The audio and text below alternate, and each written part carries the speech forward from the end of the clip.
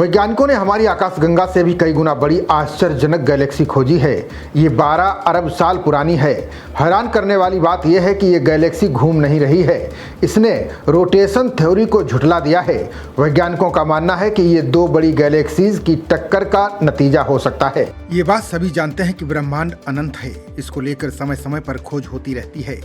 अब इसी अंतरिक्ष में जेम्स वेब स्पेस टेलीस्कोप ने एक ऐसी खोज की है जिसने आकाशगंगाओं के विकास से जुड़ी पुरानी धारणाओं को हिलाकर रख दिया है।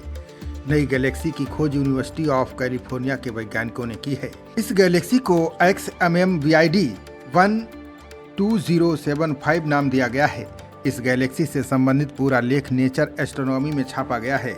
लेख के अनुसार वैज्ञानिकों द्वारा खोजी गई प्राचीन गैलेक्सी अपनी धुरी पर बिल्कुल भी घूम नहीं रही है। बता दें कि आमतौर पर माना जाता है कि ब्रह्मांड की शुरुआती गैलेक्सीज गैसों के दबाव और गुरुत्वाकर्षण के कारण काफी तेजी से घूमती हैं।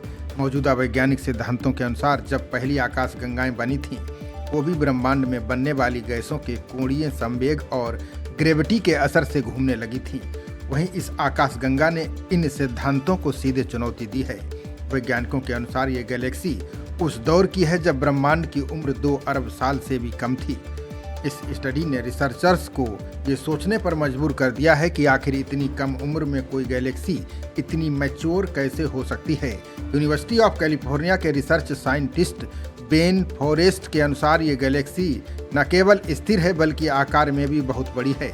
रिसर्च में पता चला है कि इसमें हमारी मिल्की वे आकाशगंगा की तुलना में कई गुना ज़्यादा तारे पहले से ही मौजूद हैं। सबसे हैरान करने वाली बात यह है कि इस गैलेक्सी में नए तारों का बनना बंद हो गया है। जेम्स वेब टेलीस्कोप की मदद से जब इसकी बारीकी से जांच की गई तो पता चला कि इसके अंदर पदार्थ का मूवमेंट तो है, लेकिन वो किसी एक दिशा में घूमने के बजाय रैंडम यानी अस्त व्यस्त तरीके से हो रहा है। बता दें कि ये रोटेशन ही गैलेक्सी के आकार और उसके अंदर तारों के बनने की प्रक्रिया को तय करता है। आमतौर पर करोड़ों अरबों सालों के दौरान जब गैलेक्सीज आपस में टकराती हैं, तब उनका रोटेशन बढ़ जाता है। ऐसे में 12 अरब साल से भी ज्यादा पुरानी गैलेक्सी का स्थिर होना एक बड़ी पहेली बन गया है। वैज्ञानिकों के सामने सबसे बड़ा सवाल यह है कि मात्र 2 अरब साल के भीतर कोई गैलेक्सी स्लो रोटेटर कैसे बन सकती है। इस सवाल के जवाब में वैज्ञानिकों ने अनुमान लगाया है कि आमतौर पर इस स्थिति तक पहुंचने के लिए कई गैलेक्सीज का आपस में कई बार विलय होना जरूरी होता है, जिसमें अरबों साल लगते हैं। इस बारे में रिसर्चर्स ने एक नई संभावना भी जताई है। उनका मानना है कि शायद यह गैलेक्सी दो ऐसी आकाशगंगाओं के बीच हुई भीषण टक्कर का परिणाम है जो एक दूसरे के विपरीत दिशा में घूम रही थीं।